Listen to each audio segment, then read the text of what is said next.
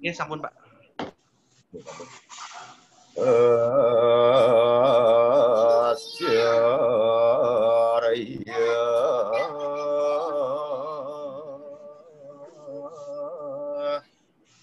Buat pasiati kasih enan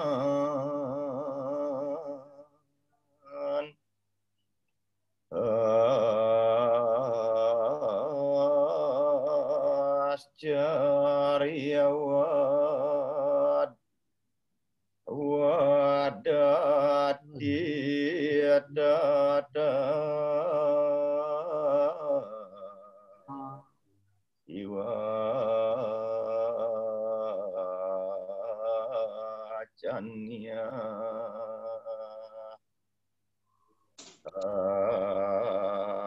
ascariyawat jayanam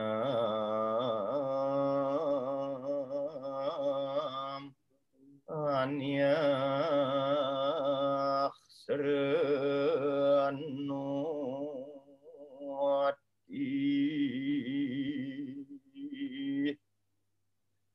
seruat wapianam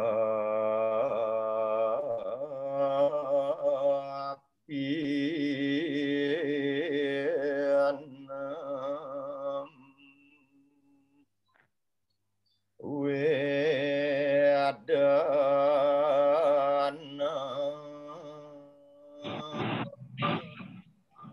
acai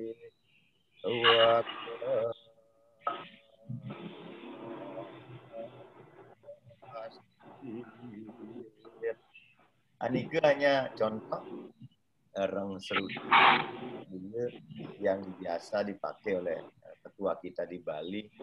Kita mendapati panjang sangat menarik dan sangat menyentuh tentunya memang untuk bagi yang nggak biasa tapi kita akan bisa baca dengan pre-ring seperti biasa sama-sama gitu. Acarya waspasyadika sidena Acarya waspasyadika sidena. Komang kelewatan. Ya. Aryawat pasyatika sidena. Nah, di kasnya Pak Komang. Ascarya waspasyadika sidena. Oke, patut. Ascarya wadatita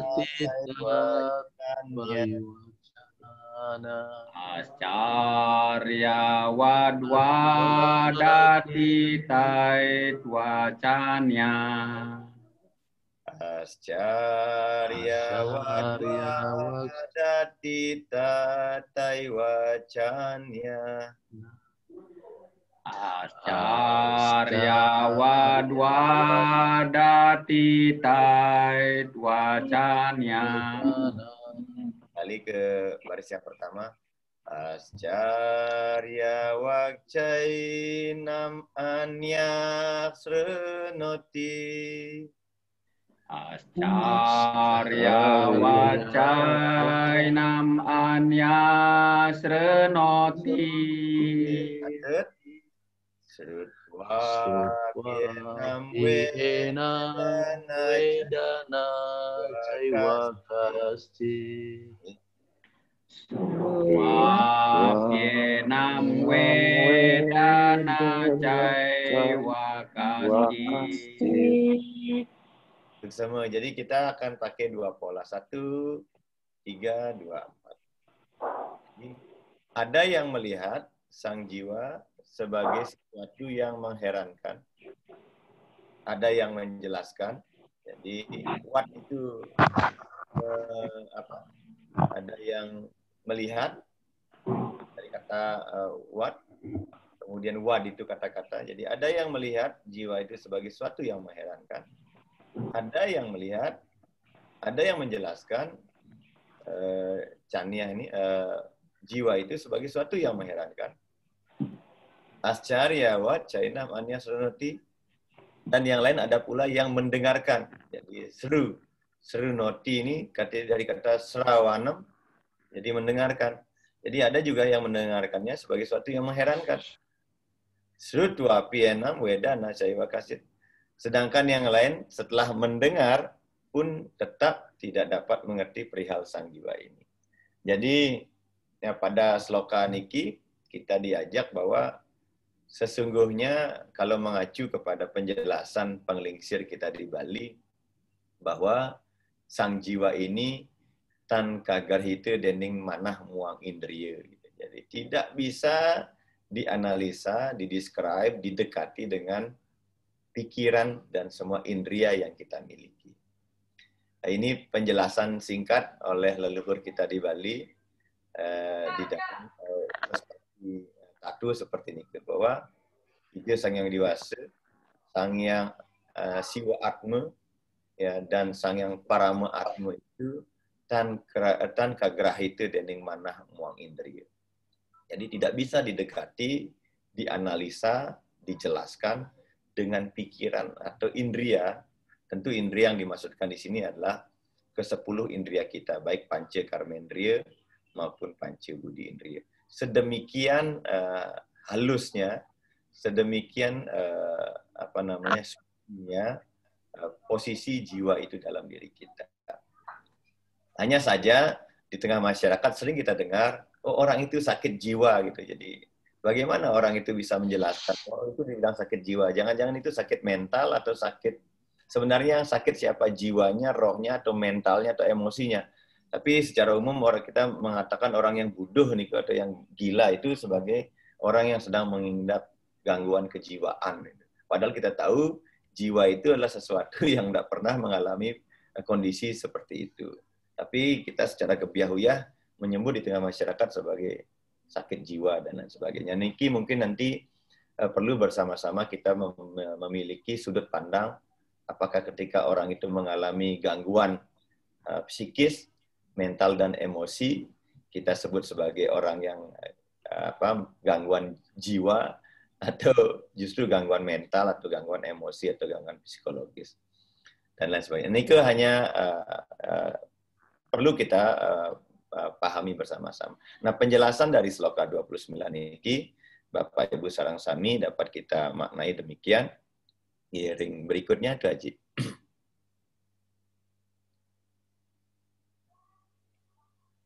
Seluruh dunia ini oleh Bhagavad Gita di dalam sloka 29 ini dipandang sebagai dipandang sebagai sesuatu yang sangat menakjubkan. Gitu. Dari yang terkecil, atom atau parama anu, kita sudah bahas pada sloka yang ke-28 kemarin, hingga galaksi yang paling besar. Dari molekul, dari kromosom, dari Brahmanda, hingga parama anu, atom-atom, molekul, hingga sesuatu yang paling besar yang ada di susunan tata surya kita, galaksi-galaksi terbesar.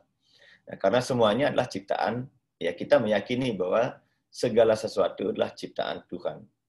Ya, tidak ada sesuatu pun yang ada di dunia ini yang bukan merupakan ciptaan Tuhan. Wiswa wirat swarupa, seluruh ekosistem keberadaan baik yang bergerak maupun yang tidak bergerak yang ada di dunia ini sesungguhnya adalah ciptaan Tuhan itu sendiri. Sehingga kita bisa mengatakan itulah semuanya. Kemudian muncul mantram yang dalam sangat indah, aham brahma asmi, aku adalah Tuhan.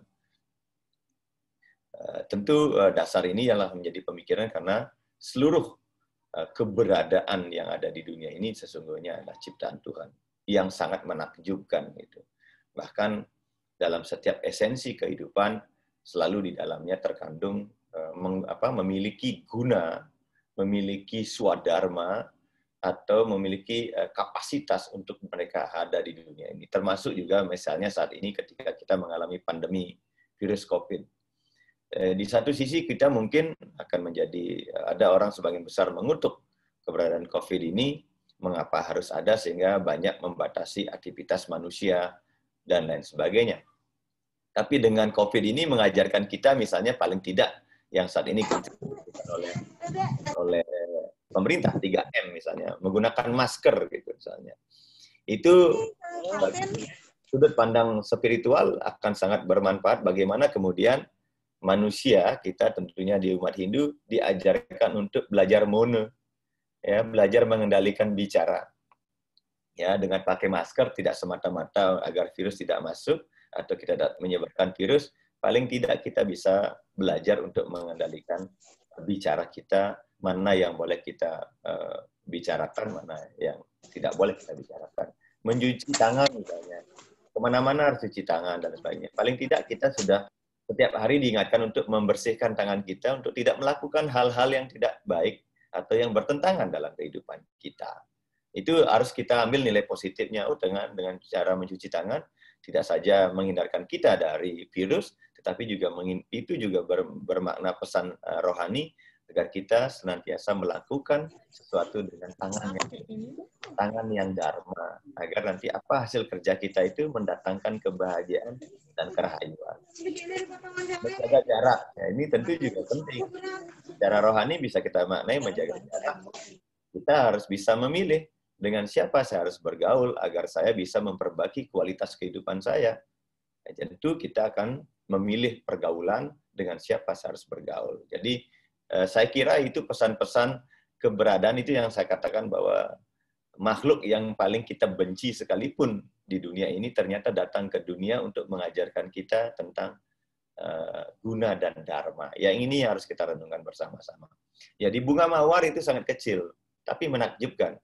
Dalam tekstur, contoh kecil, baunya, dan keindahannya itu bahkan dijadikan sebagai simbol cinta oleh dunia. Nah, yang paling menakjubkan adalah Tuhan itu sendiri, atau jiwa itu sendiri sangat menakjubkan. Tidak sedikit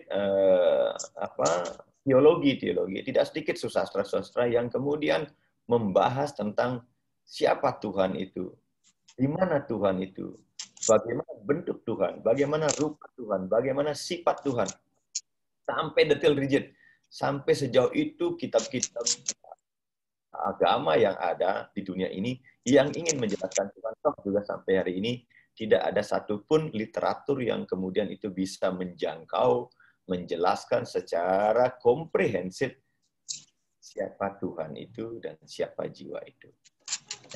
Jiwa sebagai bagian yang terfragmentasi sebagai salah satu esensi terlembut, terkecil, terindah dari Tuhan itu juga adalah bahkan kemudian meresapi semua benda-benda duniawi, tentunya juga adalah sesuatu yang melampaui keberadaan material yang ada. Sama seperti Tuhan yang ilahi, maka fragmen jiwa juga ilahi. Inilah yang kemudian kita kenal dengan istilah bahwa Atman, Brahman, Aikia. Jadi antara aspek kesadaran murni dengan adalah esensi yang sama. Aspek kesadaran pertama, prakerti, sesungguhnya adalah sama dengan Tuhan. Aspek daripada maya atau keberadaan ekosistem ini sesungguhnya adalah sama dengan Tuhan. Itu sudah kita bahas pada pertemuan awal kita membahas hadiah yang dua itu. Bapak Ibu, ada mantram yang indah yang menjelaskan sloka 29 ini di dalam kata Upanishad.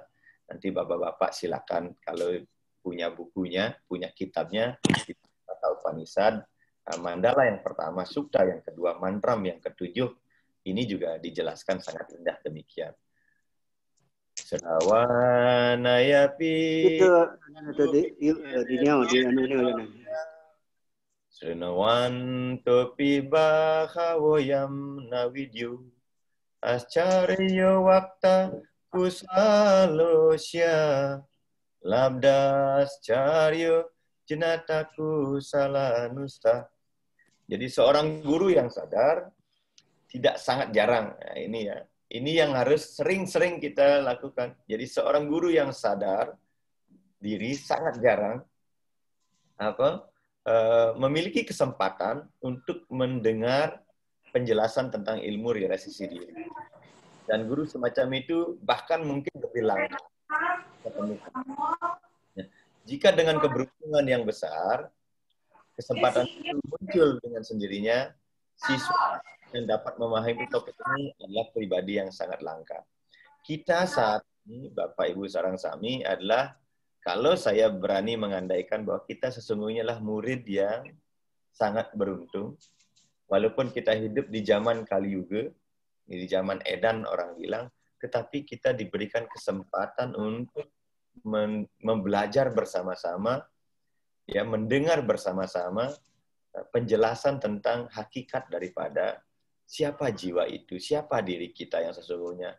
Sesungguhnya orang-orang yang saat ini ya senang, menggemari, menyukai, mendiskusikan tentang dirinya sendiri, tentang jiwa yang ada dalam diri kita, oleh Upanishad dikatakan sebagai pribadi yang sangat langka dan pribadi yang sangat beruntung sekali karena kita mau dan mampu meluangkan waktu untuk membahas diri kita secara utuh.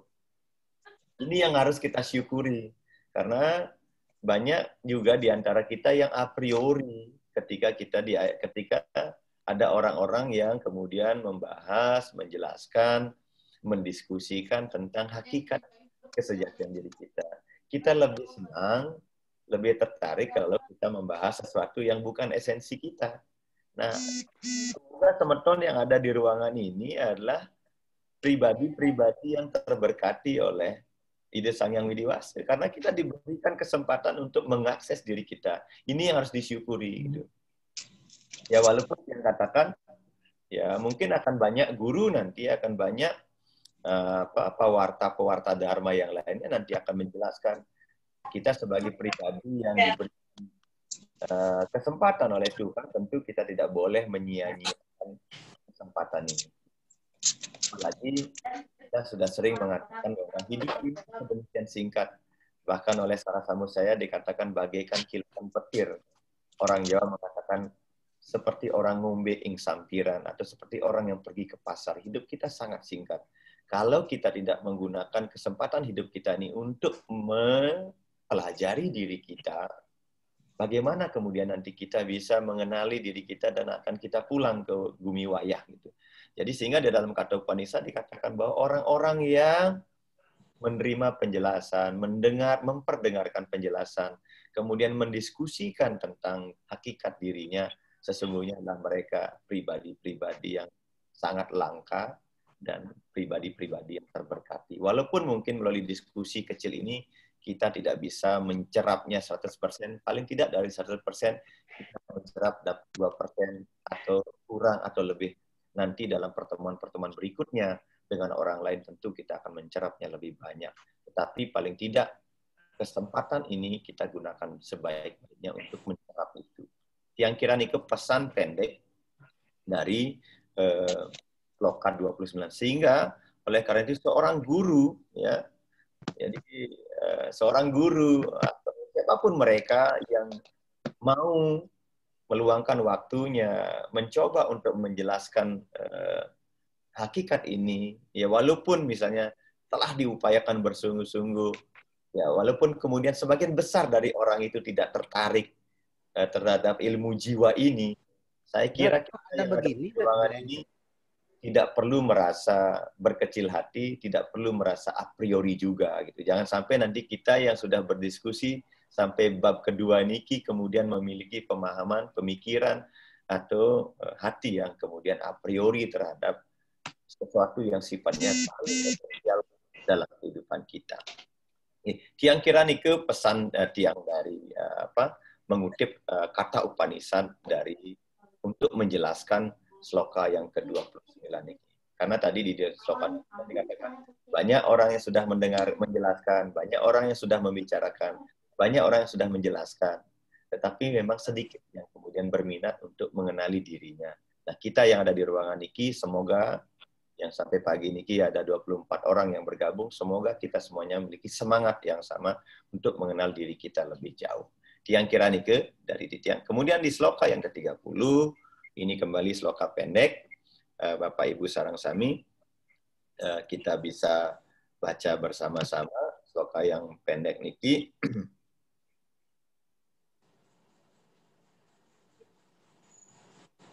Dehi nityam awi awadyoyam. Oh, ampun, yang ternyata baca dengan sloka yang berbeda, dengan nada yang beda. Dehi nityam awadyoyam. Ya, Raris? Dehi awadyoyam. Dehi nityam awadyoyam. Dehi nityam awadyoyam. Dehi sarvasya bharata. Dehi sarvasya bharata. Tasmat sarvani bhutani. Tasmat sarvani bhutani. Natvam socitum arhasi. Natvam socitum arhasi. Dehi nityam awadyoyam. Dehi nityam awadyoyam. Dehi sarvasya bharata. Dehi sarvasya bharata. Tasmat sarvani bhutani. Tasmat sarvani bhutani. Natvam socitum arhasi. Natvam socitum arhasi. Wahai keturunan, ini sloka pengulangan dari sloka yang pertama hingga ke-28. Jadi simpulan dari sloka pertama sampai sloka 28 oleh Sri Krishna disimpulkan di sloka 30. Wahai keturunan Bharata, sang jiwa yang berada di dalam badan bersifat kekal dan tidak pernah dibunuh. Oleh karena itu, engkau tidak patut bersedih hati untuk makhluk manapun. Jadi ini merupakan beberapa pengulangan dari beberapa sloka yang ada sebelumnya, dari sloka 1 sampai 28, kemudian ditegaskan kembali untuk menutup bahwa nanti Sri Krishna akan mengakhiri pembahasan tentang jiwa itu di sloka yang ke-30. Nanti di sloka 31, beliau akan menjelaskan tentang pilihan mana yang lebih baik, bagaimana dharma seorang ksatria, mana yang lebih baik, apakah bertempur atau tidak bertempur. Nanti sloka selanjutnya akan menjelaskan seperti itu. Termasuk juga nanti sloka-sloka berikutnya akan menjelaskan tentang kematian. Siapa sesungguhnya yang mati dan siapa yang tidak mati, dan bagaimana proses devolusi daripada kehidupan ini. Nah, wahai keturunan Bharata, sang jiwa yang berada di dalam badan bersifat kekal dan tidak pernah bisa dibunuh. Oleh karena itu, engkau tidak perlu bersedih hati untuk makhluk manapun. Mungkin Bapak Ibu kemarin yang sempat mengklik ANTV dan menonton Mahabharata, di mana terjadi peperangan, sudah terjadi peperangan ketika Resi Bhisma sudah terpanggang oleh panahnya Sri Kandi dan sekarang memasuki babak baru ketika kemudian Drona itu menjadi senapatinya Korawa, dan kalau nggak salah kemarin 20 saudara daripada Duryodhana dibunuh oleh Bima. Jadi untuk memenuhi sumpah daripada Bima itu. Kemudian ada dialog kecil juga bahwa Bima tidak perlu takut kemudian ketika dia harus melakukan itu. Nah, ini yang kemudian harus kita cermati juga, bahwa kemudian Bima menyadari bahwa segala sesuatu yang ada di dunia ini sudah terikat oleh hukum karma pala atau hukum reta. Tidak ada kejadian sesuatu pun yang kemudian tidak berdasar. Semuanya diikat oleh hukum retam sebab akibat. Jadi ketika 100 Korawa itu kemudian melakukan tindakan yang sangat keji, yaitu disebut dengan termasuk ke dalam tindakan yang sad atatai, ketika menelanjangi Drupadi, kemudian secara dengan tegas kemudian Bima mengatakan bahwa dia akan membunuh, sebelum dia dapat membunuh 100 Korawa itu, dia tidak akan kemudian menyiramkan setiap tetes darah dari Korawa itu kepada rambut Drupadi, maka dia tidak akan tenang. Kemudian sumpah itu kemudian bisa dia wujudkan melalui perang Bharatayuddha. Walaupun kemudian di awal-awal sebenarnya Pandawa tidak menghendaki perang, justru karena Korawa lah yang menghendaki peperangan itu. Bahkan dialog antara Widura dengan Dhritarashtra, kemudian ketika Dhritarashtra mengutuk Pandawa karena telah membunuh anak-anaknya, Widura justru menjelaskan bahwa peperangan ini justru bukan Pandawa yang menghendaki, tetapi adalah anak-anakmu sendiri. Dan ini adalah merupakan hukum karma pala yang tidak bisa dihindarkan oleh Korawa itu sendiri. Apa yang kita bisa pelajari dari adegan Mahabharata yang kemarin tayang malam itu di Antv, inilah untuk menjelaskan bahwa kemudian Bima menyadari bahwa yang dia bunuh adalah dalam rangka untuk menghentikan agar kejahatan para Korawa ini tidak berlanjut. Inilah yang kemudian bisa dijadikan sebagai dasar di dalam ketatanegaraan Indonesia ketika kemudian bagaimana caranya untuk menghentikan tindakan kejahatan yang bersifat extraordinary, seperti tindakan terorisme, kemudian narkotika, termasuk juga kemudian kejahatan-kejahatan lainnya seperti koruptor dan lain sebagainya. Semuanya di sana ada undang-undang delik yang kemudian membenarkan bahwa hukuman mati itu dibenarkan oleh hukum negara. Pada saat Mahabharata juga demikian, bahwa hukuman mati itu akan menjadi dibenarkan semata-mata adalah untuk dalam rangka menegakkan dharma, kemudian menghentikan kejahatan itu untuk tidak lagi merajalela. Krishna, ya, kemudian di dalam sloka ke-30 ini saya katakan menyelesaikan pelajaran tentang sang jiwa yang tidak dapat diubah, tidak pernah mati dengan cara apapun. Nah, ini yang harus kita sadari bersama-sama, bahwa jiwa-jiwa kita tidak akan pernah mati. Begitu dia meninggalkan badan kita, dia akan berada di alam-alam yang berbeda. Dia akan lahir menggunakan badan-badan yang berbeda di alam-alam yang berbeda. Sehingga nanti pada suatu saat tertentu dia juga akan bisa kembali ke dunia ini, ke Mercia pada Niki, menggunakan badan yang lain. Tidak saja menggunakan badan manusia, bisa jadi dia jatuh menggunakan badan hewan, atau dia akan naik menggunakan badan-badan makhluk-makhluk yang lebih suci lainnya. Nah, karena itu, Arjuna sebagai seorang kesatria, ini diingatkan melalui sloka pendek ini, engkau tidak perlu bersedih terhadap kondisi itu. Jangan meninggalkan tugas kewajiban sebagai seorang kesatria. Nah, ya.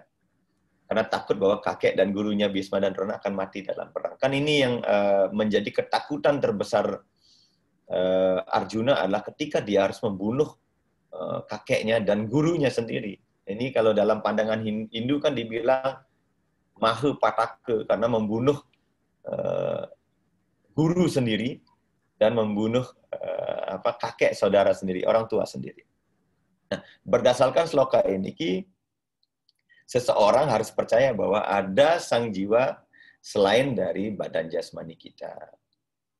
Ini yang sering kemudian kita lupakan. Kita selalu menganggap bahwa diri kita ini badan saja. Kita sering beranggapan bahwa hidup kita ini adalah tubuh saja, badan jasmani saja. Sehingga kita sering sekali melupakan badan-badan yang lain. Saya contohkan sederhana sekali. Kita bisa menghabiskan uang untuk sedemikian banyaknya untuk mengkonsumsi makanan yang enak-enak untuk badan kita. Ya, kita sering menggunakan properti kita, harta kekayaan kita hanya semata-mata untuk menjaga agar tubuh kita tampak lebih sehat, lebih cantik, lebih ganteng, dan lain sebagainya. Sering sekali kemudian kita melupakan untuk memberikan asupan makanan kepada lapisan-lapisan tubuh kita yang lainnya. Contoh misalnya, beberapa kali kita sudah diskusikan, kita sangat jarang sekali memberikan makanan kepada pikiran kita atau mano maya kosa kita. Kita jarang sekali memberikan makanan untuk jenana kita, jenana maya kosa kita, lapisan badan pengetahuan kita. Sehingga bacaan kita sering sekali adalah bacaan-bacaan yang justru mencemari pengetahuan diri kita. Bahkan sering sekali kemudian kita mencari sesuatu yang kemudian mencemari pikiran kita. Belum lagi lapisan badan yang lain. Prana kita. Kita sangat boros untuk menghabiskan energi vital kita untuk hal-hal yang tidak baik. Belum lagi kemudian lapisan badan kedamaian kita. Kita sering kemudian tidak pernah menyentuhkan sesuatu yang membuat lapisan tubuh kita itu kemudian juga sehat gitu. Jadi kalau ada iklan press outside health outside, press outside health inside gitu. Jadi segar di luar dan sehat di dalam. Jadi insano in corpore sano, di dalam tubuh yang sehat semestinya ada jiwa yang sehat. Nah, kita sering sekali mengabaikan jiwa yang sehat ini gitu. Karena kita lebih memiliki pemikiran bahwa hidup kita adalah badan, sehingga yang lebih banyak disentuh, dirawat hanya badan saja. Kita takut sekali kalau tampil tidak ganteng seperti Pak Nyoman Mudana gitu. Kita takut sekali tampil kalau tidak cantik seperti Ibu Dewa Ayu Tri gitu misalnya. Sehingga perhatian kita cukup hanya kepada hal-hal yang sifatnya duniawi atau fisikal. Nah, melalui apa yang kita lakukan pada hari ini Ki, di ruangan ini sesungguhnya tidak saja memberikan makanan kepada fisik kita, tetapi juga kita sedang memberikan makanan kepada pikiran, kepada prana, kepada pengetahuan, dan pada kesadaran kita. Ini yang jarang kita sadari. Bahwa setiap kali kita melakukan aktivitas yang sifatnya rohani, ya, yang sifatnya spiritual, kata spiritual itu adalah gabungan kata spirit, artinya aspek kejiwaan, dan ritual, artinya aspek duniawi. Gitu. Jadi kata spiritual adalah aspek yang kita lakukan secara satu kegiatan, tetapi juga memberikan sentuhan kepada dua aspek esensi kita, yaitu jasmani dan rohani. Maka muncullah kata spiritual. Spirit adalah aspek kejiwaan, dan ritual adalah aspek jasmani. Jadi jangan pernah mengatakan kata spiritual itu sebagai sesuatu yang aneh-aneh gitu ya. Apalagi dikait-kaitkan dengan kehidupan, misalnya sekarang yang lagi heboh, sampradaya gitu. Bukan. Jadi setiap misalnya sembahyang puja Trisandya, itu sesungguhnya adalah aktivitas yang kita sentuhkan untuk keseluruhan badan kita. Badan fisik kita, badan rohani kita. Yang ada di dalamnya ada pikiran, ada mental, ada psikis, ada emosi, dan ada spiritual kita. Ada rohani kita. Jadi setiap kali kita melakukan aktivitas rohani, aktivitas spiritual, seperti hari ini Ki membahas Bhagavad Gita, membahas loka, membahas paru, kekawin, wirama, dan susastra yang lainnya, melalui Dharma Wacana, Dharma Tula, Dharma Gita, Dharma Sadhana, sesungguhnya itulah aktivitas yang menyentuh tidak saja esensi jasmani kita, tapi juga esensi rohani kita. Ini yang harus kita lakukan. Nah, walaupun jiwa tidak pernah mati, ya, tetapi kita tidak boleh melakukan tindak kekerasan yang tidak dianjurkan. Nah, ini seperti tadi, kita tidak boleh melakukan misalnya memisuh, memfitnah orang, ya, membakar milik orang lain, meracuni orang lain seperti apa yang dilakukan oleh Aswatthama. Tetapi pada waktu yang sama, ya, di lain pihak, perang itu tidak dilarang. Tetapi, ya, perang yang memang sungguh-sungguh diperlukan untuk menegakkan dharma. Seperti halnya sekarang misalnya BNPT, misalnya BNN yang memerangi narkotika, BNPT yang memerangi terorisme, kemudian KPK yang memerangi koruptor. Itu justru dianjurkan ini dalam rangka untuk menegakkan dharma, menegakkan supremasi hukum. Ya, di direktorat di Kemenkrap misalnya ada inspektorat misalnya untuk melakukan penilaian, untuk melakukan kemudian monitoring dan sebagainya. Itu adalah hal yang sangat wajar. Nah, tentu hal-hal tersebut tidak boleh dilaksanakan secara sembarangan. Saya pernah mengatakan bahwa Sisupala itu ya dibunuh oleh Krishna setelah diingatkan, kalau engkau sampai 100 kali menghina aku di depan umum, maka di ke-100 kalinya aku akan mengambil tindakan tegas dan akan menghukumnya. Bapak Ibu yang sempat menonton Radha Krishna misalnya di tayangan Antv, betapa kejahatan Kamsa dilakukan sedemikian banyaknya, atau kejahatannya kejahatannya siapa namanya, Jatila misalnya dengan anaknya, sudah bertubi-tubi berkali-kali, bahkan kemudian Sri Krishna masih memberikan peluang ya untuk agar mereka tuh berubah, menyadari kesalahan yang mereka lakukan. Tapi karena pada satu titik tertentu bahwa kesalahannya, kejahatannya sudah tidak bisa diampuni, sudah tidak, artinya seperti sesuatu yang tidak bisa diluruskan lagi, seperti tanaman yang sudah bengkoknya tidak bisa diluruskan lagi, maka pada saat yang samalah kemudian hukum kebenaran itu harus ditegakkan. Itu yang dimaksudkan oleh Sri Krishna kepada Arjuna, bahwa kejahatan yang dilakukan oleh para Korawa itu sudah termasuk kejahatan yang sifatnya extraordinary. Maka dia harus dihentikan. Dan salah satu cara yang dilakukanlah dengan tindakan kekerasan, yaitu melalui peperangan. Ya, Bapak Ibu sareng sami, tiang kira niku pemahbah tiang, karena tiang akan nanti di Sloka 31, mungkin nanti kita akan bahas di term yang berikutnya, untuk menjelaskan segmen yang berbeda. Di tiang kira niku Pak Komang, Bapak Ibu sareng sami yang sudah hadir di ruangan niki, bahan diskusi kita pada pagi hari niki. Mimbar tiang kembalikan kepada Pak Dewa, dan semeton sareng sami, Yesus pisan, Om Santi Santi Santi Om. Dipersilakan semeton sareng sami. Oke, semua Pak Mangku. Silakan Bapak Ibu yang ingin bertanya, ulasannya sangat menarik walaupun hanya 2 sloka hari ini, tapi sangat ilmu yang kita dapatkan sangat banyak. Silakan Bapak Ibu yang ingin bertanya, waktu dan tempat kami persilakan. Om Swastiastu. Yesus Swastiastu Pak Komang. Ya, ada banyak yang akan ada Pak Haji Dewa di Lombok. Ya, Pak Komang demenan. Yesus semua Swastiastu. Sloka 30 dan 29 itu tentang jiwa sudah kita bahas secara dalam ya. Sudah kita mendapat gambaran yang luar biasa tentang jiwa dan sekaligus juga tentang badan. Yang mau sharing tentang lagu kebangsaan Indonesia Raya, ciptaan Wage Rudolf Supratman, itu ada satu kalimat yang berhubungan dengan sloka ini. Dia mengatakan, bangunlah jiwanya, bangunlah badannya untuk Indonesia Raya. Nah ini ada bangunlah jiwanya, terlebih dahulu dia memang jiwa dia tempatkan lebih dulu daripada badannya, sesuai dengan penjelasan Jero Mangku tadi. Mohon ini Jero Mangku bisa lebih detail menjelaskan ini, apakah suatu kebetulan saja Wage Rudolf Supratman ini, atau memang sudah dirancang itu kok pas sekali dengan sloka ini? Bagaimana penjelasannya Pak Mangku? Yesus Haji Pak Komang, tiang kira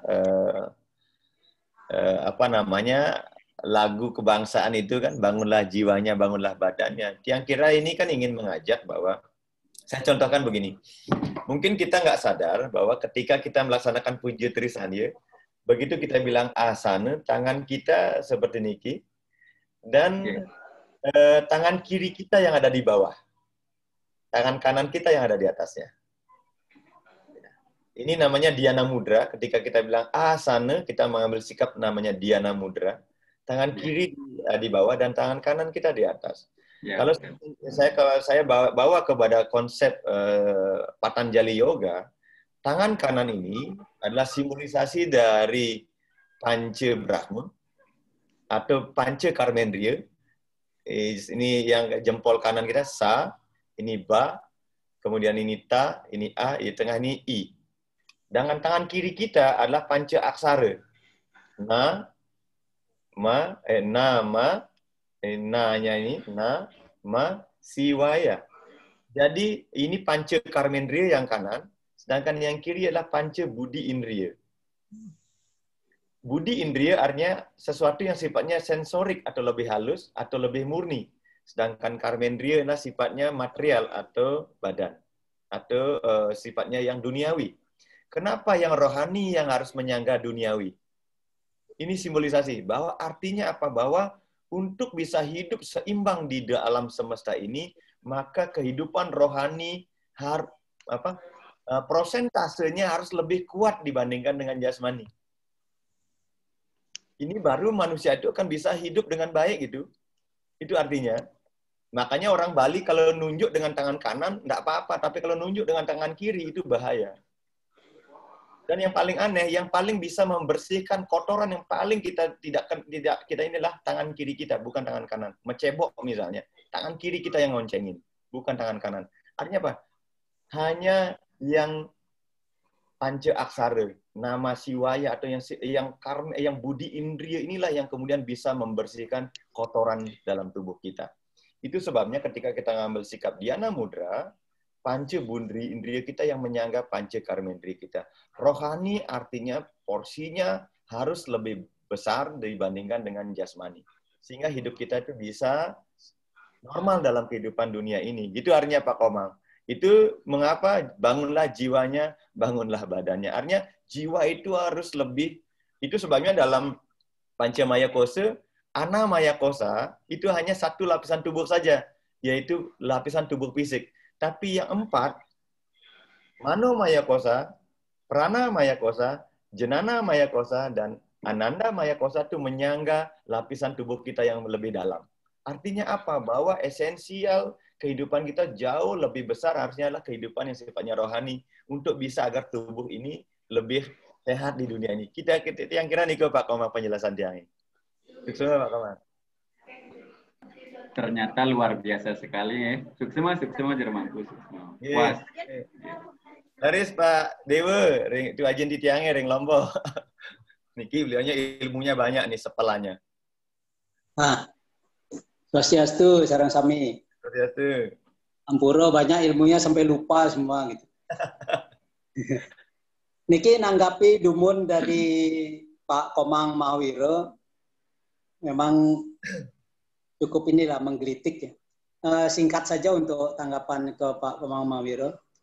Kira-kira aja kalau badan dan jiwa tidak sama-sama bangun gitu ya. Salah satunya tidur. Ya. Kalau jiwa bangun, badan belum bangun, itu mimpi. Nggak bisa ngapa-ngapain. Nah, sebaliknya kalau jiwanya tidur, terus badannya yang bangun, bisa aja ngelindur, bisa juga gila. Nah, tadi kan sudah dikatakan juga mensana in corpore sano.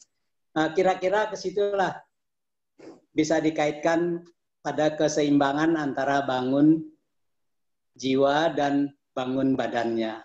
Itu orang yang optimal dalam melakukan kehidupan, ya dua-duanya harus bangun. Gitu.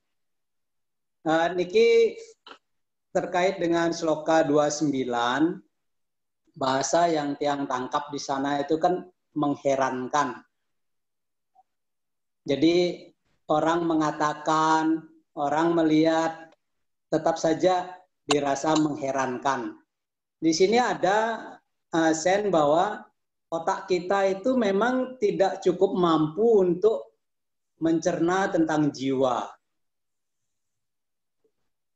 Yang sudah mencapai tingkat kesadaran jiwa pun masih belum cukup, apalagi dia hanya baru kesadaran fisik atau otaknya saja, yang hanya dari dengar cerita atau mungkin sempat melihat sepintas penampakan gitu. Itu tidak akan cukup, maka menjadilah ya keheran-heranan. Nah, pada dasarnya kita semua juga begitu. Kemudian hal ini ada sen juga untuk menggelitik kita agar meningkatkan kesadaran kita. Bukan memperbanyak kesadaran dari kesadaran fisik kita atau otak kita, itu pasti akan terjejali, terbebani, dan nanti mati akan lupa dengan sendirinya. Tapi yang dimaksud adalah meningkatkan kesadaran kita itu dari kesadaran fisik, meningkat menjadi kesadaran jiwa. Sadar sebagai jiwa. Karena jiwa itu daya rekamnya itu jauh lebih kuat, lebih besar dibandingkan otak kita atau fisik kita itu. Pelajaran-pelajaran yang diungkapkan oleh Krishna di sloka-sloka berikutnya, kalau kita hanya mengandalkan kesadaran otak, itu pasti banyak biasnya. Banyak tidak mengertinya. Maka sering orang terhenti di sloka di bab 2 ini. Baca yang lainnya itu tambah sulit gitu. Tambah tidak mudah mengerti atau malah otaknya jadi terjejali sama pengetahuan-pengetahuan lain yang sebenarnya masih mendua, tidak fokus pada pengetahuan yang sesungguhnya. Nah itu di sloka 29. Perlu kita mencari guru yang bisa meningkatkan kita dari kesadaran fisik sampai menjadi pada kesadaran jiwa. Nah kemudian di sloka 30 yang tangkap itu tentang keterikatan. Mau nggak mau kalau kita melihat tubuh fisik sebagai milik, gitu. Ini badanku. Kemudian keluarga juga, ini saudaraku, ini kakekku, ini guruku. Nah, semua itu akan mengikat seseorang. Kalau ke sana dia fokusnya, maka sangat sulit sekali dia bisa memahami kebenaran. Ini juga sempat dikatakan oleh Krishna di episode yang lain tentang kenapa warga bangsa Kuru itu senang mengambil sumpah. Bima mengambil sumpah waktu taruh aja. Waktu Drupadi dipermalukan. Gitu. Arjuna mengambil sumpah ketika Abhimanyu dibunuh. Taruh saja Bu. Kalau ya taruh. Maaf ya. Kenten. Itu sumpah. Makanya Krishna tidak menginginkan dan juga mengajarkan untuk tidak mengambil sumpah. Beliau mengajarkan untuk berjanji. Nah, ini berjanji dipakai oleh umat kita, umat Kristen yang secara umum gitu. Mungkin Niko yang dari Tiang sedikit tambahan wawasan suksma. Suksma pisan Tu Haji. Nah, niki Tiang udah bilang dari awal, Tu Haji Tiang niki sepelannya banyak gitu. Artinya ada beberapa hal memang pointer yang perlu kita renungkan terhadap bahasan kita, baik di sloka 29 maupun tadi. Akhirnya kemudian ya Tiang menyadari, kita semuanya menyadari bahwa kita sering sekali terjebak, merasa memiliki sesuatu itu, bahwa itu milik saya, jadi ini milikku. Padahal ada sloka indah juga dalam Bhagavad Gita, Tiang pernah menuliskannya, Tiang bentukkan bentuk slide begitu. Mungkin Tiang sempat unggah di YouTube, bahwa yang harus disadari adalah begini. Segala sesuatu yang saat ini kita katakan menjadi milik kita, sesungguhnya hari kemarin adalah milik orang lain. Dan besok akan menjadi milik orang lain juga. Jadi tidak ada sesuatu yang kemudian itu menjadi sesuatu yang hakiki menjadi milik kita, selain karma kita. Jadi apa yang kita anggap saat ini menjadi milik kita sesungguhnya bukan milik kita. Ya, ini kita bahas pada pertemuan yang kalau nggak salah 2 minggu sebelumnya Pak Komang. Jadi saya katakan bahwa Pak Komang hari ini punya jabatan, saya nggak punya jabatan. Dan hari ini Pak Komang punya jabatan dan suatu saat besok atau lusa jabatan itu kan tidak lagi bersama kita. Ini harus kita sadari, sehingga benar kata Pak Tu Haji bahwa ketika kita mengatakan ini menjadi milikku, maka kataku yang itu yang harus kita renungkan. Yang mana yang sesungguhnya menjadi esensi milikku yang sesungguhnya gitu. Jadi bukan sesuatu yang saat ini ampureping banget ya. Kendaraan, rumah, bahkan nanti ada sloka bukan istrimu, bukan anakmu, bukan bapakmu, itu bukan milik kita. Jadi nggak perlu bersedih juga ketika maaf dan penting nanti akan ada sloka yang akan men-tracer kita gitu. Kita nggak perlu bersedih terhadap anak, istri, ya, suami, dan lain sebagainya. Karena itu bukan menjadi milik kita, dia akan berjalan dengan karmanya masing-masing.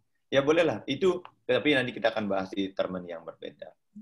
Tetapi paling tidak, basically kita, dasar kita untuk memahami sloka berikutnya nanti yang memang akan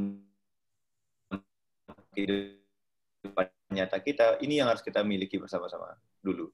Ini dulu kita kuatkan di awal, sehingga nanti sloka-sloka berikutnya, karena itu akan banyak nanti kita temukan sloka-sloka yang kelihatannya sangat kontradiktif.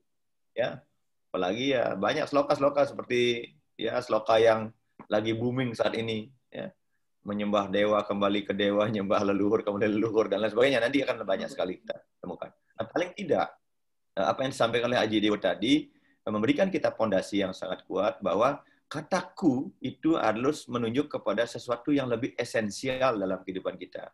Bukan sesuatu yang sifatnya kita bisa lihat dengan mata kepala, mata telanjang, telinga terbuka, dan sebagainya. Adalah sesuatu yang paling esensi.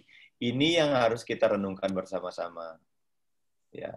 Nah, kita harus punya catatan. Oh, ternyata milikku yang paling esensial adalah bukan apa yang saat ini sedang secara kasat mata, secara fisikal kita bisa genggam, bisa raba, bisa lihat, dan sebagainya. Namun, catatan Titiang tetap, segala sesuatu yang saat ini sedang berada bersama kita, mari kita gunakan itu sebagai perahu, sebagai wahana, untuk meningkatkan kesadaran kita, kata Tuh Haji tadi, dari kesadaran badan untuk menuju kesadaran yang lebih tinggi. Itu maksudnya. Jadi bukan kita kemudian tidak mensyukuri apa yang sudah saat ini dititipkan oleh Tuhan kepada kita. Ada kendaraan, ada jabatan, ada rumah, ada anak, ada istri, ada suami, ada teman.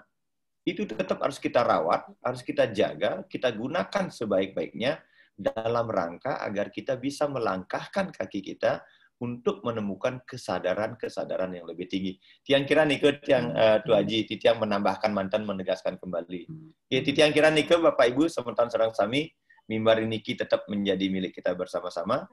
Dipersilakan mantan, ada Pak Mangku Gede Yase, ada Bu Dewa, ada Ida Ayu, Ibu Ayu di Cimahi. Kita doakan beliau karena sebentar lagi beliau akan mendikse menjadi sulingge. Beliau saat ini sedang digembleng di Bali oleh guru oleh ide nabinya di Bali. Sebentar lagi beliau akan menjadi sulingge dan nanti akan bertugas di Bandung. Karena kita doakan beliaunya, semoga 5 tahapan yang akan beliau lalui untuk menjadi sulingge. Saat ini baru di 1 tahapan, mudah-mudahan 4 tahapan berikutnya beliau lalui dengan baik. Ya.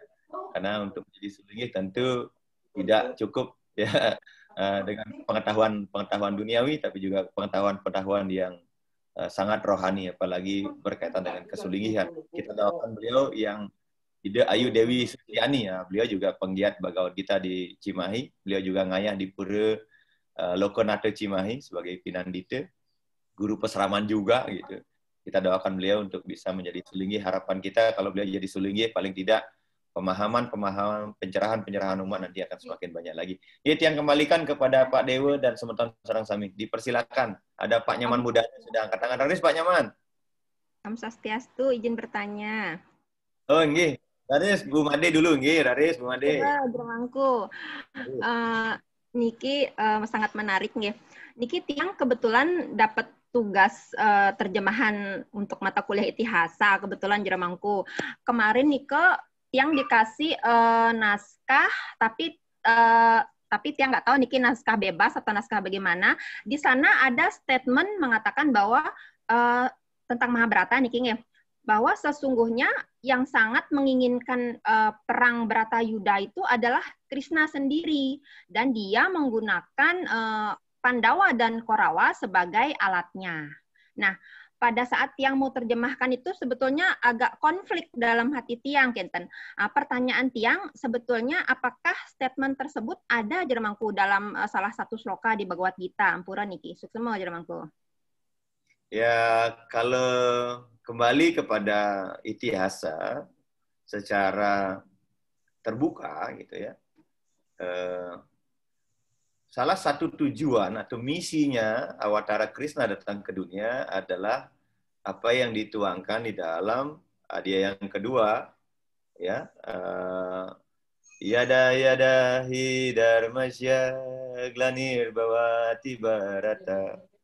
Jadi beliau datang ke dunia ini dalam rangka untuk melindungi orang-orang, menegakkan dharma dan menghentikan adharma itu.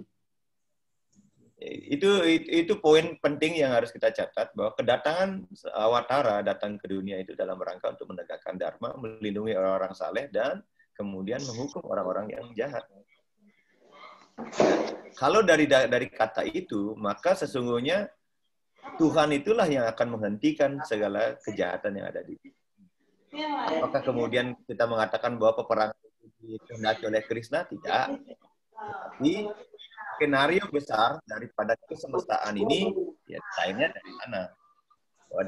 Karena artinya kalau terbuka bahwa Krishna yang menghendaki peperangan itu tidak, tetapi secara implisit bahwa kejahatan itu harus dihentikan oleh Tuhan itu sendiri. Hanya Tuhan yang bisa menghentikan segala sesuatu. Jadi gini, Tuhan itu, kalau kita yakin Tuhan itu maha kuasa, maha segala-galanya, maka Tuhan itu memiliki hak prerogatif untuk menghentikan segala sesuatu. Hanya Tuhanlah yang memiliki hak prerogatif untuk melakukan sesuatu, termasuk juga untuk menghukum orang-orang yang bersalah, ya, melindungi orang-orang yang baik, menghentikan kejahatan itu. Nah, bagaimana kemudian kejahatan itu bisa dihentikan? Kan itu pertanyaannya. Kemudian kejadian dua keluarga besar yang sedang berkonflik. Ini kan Itihasa ini kan lakon-lakon yang di dalamnya mengandung pesan teologis, pesan simbolik sebenarnya. Mengapa Pandawa dan Korawa yang kemudian dijadikan simbolisasi kebaikan dan keburukan. Sama dengan ketika Ramayana, kenapa Rama dengan Rahwana yang dijadikan sebagai simbol Dharma dan Adharma. Tetapi peperangan ini bukan Krishna yang menghendaki. Jadi peperangan itu terjadi karena ada ketidakseimbangan antara Dharma dengan Adharma itu. Tapi skenario-nya, kedatangan Tuhan ke dunia ini dalam rangka untuk itu. Jadi yang pasti, kalau kita melihat stage-nya, khusus Mahabharata, ya, khusus Bharata Yuda, jadi kalau kita lihat justru peperangan itu semestinya tidak terjadi. Tidak perlu terjadi. Ketika kemudian Korawa menyadari bahwa itu salah, kan itu misalnya. Sama dengan ketika misalnya Ramayana. Seandainya waktu Hanuman datang ke Alanka dan kemudian bahwa mengingatkan bahwa apa yang dilakukan oleh Rahwana ini salah dan mau mengembalikan Sita kepada Rama, peperangan itu tidak terjadi. Tetapi apa yang terjadi? Orang yang salah ini kan ngotot, ngakunya benar gitu loh persoalannya. Ya, Korawa juga demikian, dia nggak menyadari bahwa dirinya salah, apa yang dia lakukan, tindakan-tindakan yang dilakukan untuk Pandawa itu sesuatu yang keliru dan salah, dan lain sebagainya. Inilah yang ingin dihentikan oleh Tuhan melalui Pandawa sebagai simbolisasi kebenaran itu. Sama, jadi ketika Wibisana mengingatkan Rahwana bahwa apa yang lakukan tindakan kakaknya itu salah, diingatkan tapi kan tak digubris, tetap mengaku bahwa Rahwana merasa terhina, merasa diri yang paling kuat, tapi tidak mampu mengangkat busur Gandewa itu. Hanya Pandawa gitu ya. Jadi sama seperti itu. Jadi ketika ada sayembara, kenapa Arjuna yang menang dan sebagainya. Jadi ada beberapa hal yang mendasari kenapa kemudian Korawa sendiri yang kemudian tidak menyadari sama dengan diri kita. Kalau dalam diri kita, ya kita melakukan kesalahan, tapi kita tidak jujur mengakui bahwa kita bersalah. Kita sering sekali mencari alasan untuk menutupi kesalahan itu dan mencari kambing hitam. Gitu. Itu yang sering terjadi pada diri kita juga. Kita melakukan kesalahan, tapi kita tidak menyadari kesalahan itu. Bahkan kemudian kita mereview kesalahan itu, bahkan mencari alasan-alasan untuk menutupi kesalahan kita. Bahkan kemudian kita mencari kambing hitam. Itulah yang terjadi pada stage Mahabharata, sehingga sesungguhnya peperangan itu tidak dikehendaki oleh Krishna. Ya, tidak dikehendaki. Tetapi karena Korawa tidak menyadari kesalahannya, makanya sebelum perang Mahabharata kan ada diplomasi, ada utusan perdamaian. Ada banyak utusan perdamaian yang dikirim kepada para Pandawa dan para Korawa untuk bahkan menghadap Dasarata sebagai tampuk pimpinan di Hastinapura. Tapi tidak. Sehingga satu-satunya cara terakhir yang bisa ditempuh adalah dengan cara peperangan. Yang kira nih ke Bu Made jawaban yang ini. Semua. Taris, tak nyaman mudana.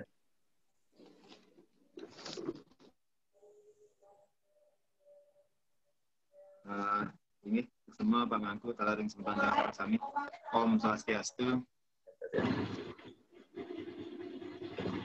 Terus terang sekali walaupun dari dua sloka yang dipaparkan, tapi begitu banyak makna yang serap. kembali lagi kepada cerminan diri kita, yang kita perhatikan sekali bahwa di dalam tubuh kita, semua tubuh kita pasti ada jiwa maupun atma. Dan seperti Pak Mangku tadi bilang, saat kita meninggal cuma badan kasar kita aja yang musnah, kembali kepada Panca Mahabhuta. Tapi inti dari tubuh kita pastinya akan kita harapkan sekali untuk bisa menyatu kepada Ida Yang Widiwasa. Sehingga seperti Pak Mangku bilang, untuk bisa menyelesaikan setiap masalah, kita awali dulu dengan penyadaran pada diri kita. Di mana kita bisa sadar, bisa kita ingatkan diri kita bahwa atman kita berasal dari yang satu, Ida Yang Widiwasa. Sehingga dalam kebenaran yang kita harapkan, tidak membenarkan diri kita, tetapi adalah kebenaran yang utama. Sehingga seperti tujuan yang pernah Pak Mangku bilang, di mana air itu mengalir, tidak ke atas, pasti dia ke bawah. Dan itu pun secara alami, seperti orang tua menyampaikan, dan pepatah seperti padi, begitu akan kita berisi, pasti kita menunduk.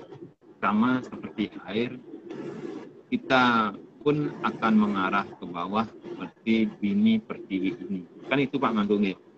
Tapi dalam perkembangan ini, yang sekali yang di Bali kita masih adanya yang dengan soroh Pak Mangku. Yang banyak sekali mungkin Pak Mangku kita ajak sama-sama di Bali dan di Bangli. Nah, bagaimana kita inginkan ke depannya. Mungkin saat ini pun forum ini kita bisa memberikan pencerahan kepada umat kita untuk dalam mungkin contohnya seperti sembahyangnya Pak Mangku, kita ada masih umat kita yang tidak mau dipercikiti itu oleh pemangkunya. Sedangkan Ida Petara pun sangat rela mungkin kita diperciki oleh Tirta oleh pemangku yang ada di sana. Itu satu fenomena pemangku. Yang kedua, banyak sekali kita perhatikan umat kita itu sangat mengagungkan klan-klannya. Sehingga kita masih terkotak-kotak dalam menuju Ida Yang Widiwasa. Mungkin itu sedikit mungkin pertanyaan dia Pak Mangku semua Pak Mangku. Oke, semua Pak Nyaman. Oke, memang fenomena di tengah masyarakat itu dari apa namanya, dari keberadaan dunia ini kita senang sekali. Mungkin karena memang secara alami manusia itu memang terbentuk melalui level-level kesadaran. Jadi awalnya demikian. Di konsep, walaupun konsep itu kan konsepnya adalah konsep warna, bukan konsep wangse, walaupun kata wangse ini menjadi bangsa gitu kan, menjadi koloni. Awalnya adalah perkumpulan itu muncul, atau koloni itu muncul, atau wangse itu muncul adalah karena persamaan. Sama seperti saat ini misalnya, ada orang yang mengatakan, oh saya tergabung di kelompok ini. Jadi kelompok itu sebenarnya adalah wangse itu sendiri. Ada mengatakan menjadi tiang kelompok tiang karena bekerja di Kementerian Wisata dan Ekonomi Kreatif, akhirnya membuatlah untuk umat Hindu Kementerian Pariwisata. Jadi wangsa sendiri. Jadi eksklusif dan sebagainya. Yang kita itu hal yang natural terjadi dalam kehidupan nyata di dunia. Tetapi yang perlu kemudian kita bahwa di kelompok manapun kita berada, ya kalau orang yang sadar nih ya, kelompok manapun dia berada, dimanapun dia berada, dengan siapapun dia bergaul, maka sesungguhnya dia akan menyadari bahwa keberadaan saya tidak akan punya eksistensi tanpa keberadaan. Ini harus disadari bahwa bolehlah warna kita berbeda-beda. Ada yang saat ini seperti ini, ada yang pasien santai, habis tidur, ada yang masih busung, pokoknya macam-macam kita itu. Tetapi yang harus kita sadari bahwa eksistensi kita itu ada karena ada eksistensi yang lain. Seperti sering kita bahas, tidak mungkin kita berani mengatakan bahwa hidung saya mancung kalau di sebelah saya tidak ada orang yang berhidung pesek. Atau tidak mungkin saya berani mengatakan bahwa warna baju saya putih kalau tidak ada warna hitam di sebelahnya. Jadi sebuah eksistensi itu ada kalau ada sesuatu yang berbeda di luar diri kita. Itu yang harus disadari. Niki perlu yang harus kita sadari, walaupun bolehlah kita berbeda-beda, nanti pemahaman kita berbeda-beda dengan masyarakat, kemudian orang mengelompokkan dirinya menjadi wangse berbeda-beda, itu hal yang wajar, natural sekali di tengah masyarakat yang, tetapi kita sebagai pribadi-pribadi yang sudah mempelajari sesuatu tentang kesemestaan, kita tidak boleh menjebak diri kita, ya, menganggap bahwa diri kita yang paling benar, diri kita yang paling baik, dan kemudian orang lain yang tidak baik dan tidak benar. Saya seperti yang katakan tadi, ya, laler hijau, ya, buyung hijau itu mungkin seluruh umat manusia membencinya karena dianggap binatang yang membawa sumber penyakit. Ya, tetapi bayangkan kalau tidak ada laler hijau, siapa yang akan mengurai bangkai yang ada di dunia ini? Jadi keberadaan laler pun datang ke dunia ini, walaupun kita mungkin menjijikkan dan lain sebagainya, tetapi dia juga membawa misi datang ke dunia ini untuk melakukan dharma sesuai dengan dharma ning laler hijau gitu. Nyamuk gitu, nyamuk Aedes aegypti mungkin semua orang takut, tetapi keberadaan mereka justru datang ke dunia ini dalam rangka untuk ya proses. Kalau dunia ini diikat oleh hukum utpati, stiti dan pralina, maka fungsi virus, fungsi bakteri, fungsi hewan-hewan yang kita anggap sebagai musuh datangnya dalam rangka untuk proses itu. Nah, kalau ini yang kita sadari, ya tentu kita akan tidak perlu lagi kemudian merasa cemas, walaupun ada kelompok-kelompok yang eksklusif, kelompok-kelompok yang berbeda. Namun demikian, bukan serta-merta kemudian nanti saya mau, kata Pak Mangku, dia datang silakan aja gigit, bukan. Tapi tetap kita harus menjaga kewaspadaan kita. Seperti apa yang dikatakan dalam niti sastra. Jadi, mereka tidak akan mendapatkan mara bahaya bagi mereka, tidak ada mara bahaya bagi mereka yang selalu sadar, kan gitu. Bagi mereka yang selalu jagrata nasti baya. Jadi, tidak ada malapetaka bagi mereka yang selalu tersadarkan. Nah, kita yang mungkin saat ini memiliki kesadaran itu, ya kita tidak perlu menjadi orang yang fanatik seperti itu. Ya sadari saja bahwa ketika seseorang bertugas mercikang tirte gitu, ya memang tugasnya, swadharmanya pada saat itu, ya seperti itu kita harus menerima sebagai pemendak gitu, tanpa kemudian harus melihat siapa Pak Mangku itu. Yang harus kita sadari bahwa beliau sedang bertugas membawakan Tirtanida Betara gitu. Nah, tentu kan pemahaman ini perlu kita terus dengungkan di tengah masyarakat gitu. Seperti Pak Nyoman tadi bilang, jangankan kita, ya Betara saja disuruh datang oleh Jero Mangku, "Ratu Betara makin tedun Betaranya." Hebat Jero Mangku itu kan, Betara aja disuruh datang. Makin Ratu Betara kayunan rayunan sampun puput raris mantuk ke pelingi suang-suang. Mau ali Betara itu. Hebat sekali Jero Mangku itu. Nah, Betara saja diatur oleh Jero Mangku, masa kita sebagai manusia yang pemendak itu karena masih bawa baju sesuatu dari rumah, kemudian kita nggak boleh dipercikin oleh itu.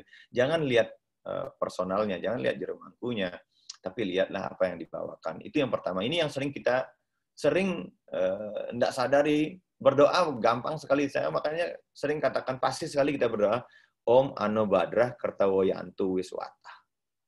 Ya Tuhan, semoga pikiran yang benar datang dari segala penjuru. Tetapi ya sering juga kita tidak menyadari. Benar cenik nuturang agama, wayah gati pebaan konen 4 gitu. Kadang-kadang kita nggak percaya, gitu. Kan begitu. Atau kadang-kadang kita melihat Jero Pak Wanyoman sering datang ke pura yang di Batur itu. Ani ngetisang itu anak-anak muda ples, konen yang cari siap konen tumbuh kincung gitu kan. Orang masih umur 8 tahun, 10 tahun udah jadi pemangku ngetisang tirte. Ya kadang-kadang mungkin, ini cenik-cenik jadi mangku, aku tawang kan. Ternyata bukan itu. Kita tidak menyadari. Ya, marilah kita bersama-sama saling menyadarkan di tengah masyarakat. Kalau kita masih menemukan hal seperti itu, tentu kita berikan pemahaman agar bahwa ketika mereka sudah diberikan legitimasi, di Bali kan jelas ukurannya dadi, bisa, seken kan gitu kan. Dadi itu karena dia mampu, bisa karena memang dadi itu karena memang diperbolehkan, bisa karena memang memiliki kemampuan, dan seken artinya orang itu melakoni dengan penuh kesungguhan. Yang kira nih kita jadikan ukur bersama-sama.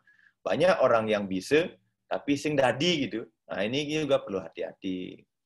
Ya, dan Tiang kira itulah yang perlu kita bersama-sama yang ada di ruangan ini untuk kembali memberikan pencerahan kepada umat. Jangan sampai hal-hal seperti itu justru membuat kita tuh lain cenik, lain mekerah gitu. Lagu merebutin balung sing maisi gitu. Tiang kira Pak Nyoman dari Tiang kira Pak Nyoman sudah melakoninya di tengah kehidupan bermasyarakat di Bali dan ajak Tiang dengan Bangli juga. Oke, semetan sarang sami Risang. Oke, Pak Mangku Suksma. Mungkin udah 9.20 atau 10.20 di Bali, mungkin dicukupkan dulu Pak Mangku. Jadi mungkin kita bisa lanjutkan minggu depan. Mungkin Pak Mangku ada closing statement Pak Mangku? Oke, Bapak Ibu sarang sami, Tiang kira diskusi kita cukup menarik hari ini. Tentu masih menyisakan pertanyaan dan harus selalu ada pertanyaan agar kita nanti bisa melanjutkan diskusi kita pada pertemuan berikutnya. Di Tiang Lunas Ampura dengan segala keterbatasannya, karena Tiang saat ini lagi ada di Surabaya sesungguhnya, yang ada di Surabaya dari hari Senin kemarin sampai hari ini. Nanti Tiang akan singgah ke Banyuwangi mungkin sebentar, ada kegiatan di sana. Niki roadshow begitu, karena ada beberapa hal yang harus Tiang juga harus sedang belajar dari orang yang memiliki kapasitas untuk Tiang belajar di Surabaya.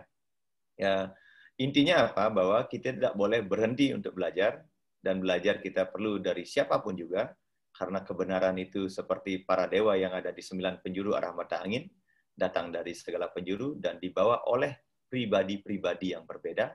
Kita harus siap menerima kebenaran itu datang dari manapun, seperti hembusan angin yang datang dari segala penjuru. Kita harus bisa menerimanya, tetapi mari kita gunakan tetap rasa, ya, wiraga, wirama, dan wirasa kita untuk menganalisisnya, sehingga apapun yang kita cerap, kita gunakan saringan kita, wiweke kita, agar yang masuk ke tubuh kita adalah sesuatu yang dapat membangunkan kesadaran kita dari kesadaran fisik, kata Tua Jendi Tiang di Mataram, untuk bisa mengantarkan kita pada langkah-langkah berikutnya, yaitu menuju ke kesadaran yang lebih hakiki, yaitu kesadaran jiwa kita. Titiang kira nike dari Titiang, matur semua Pak Dewa, semeton sareng sami. Mari kita tutup perjumpaan kita pada hari ini dengan puja para mesanti bersama-sama. Om Santi. Om Santi, Santi, Santi. Materinya sudah Tiang share di chat box. Suksema Jeramangku, suksema. Semuanya. Semua Jeramangku, semeton sareng sami juga semua. Suksema semeton sareng sami. Luar biasa hari ini, walaupun hanya 2 seloka, tapi luar biasa Jeramangku penjelasannya. Pak Paman. Semua Jeramangku, suksema.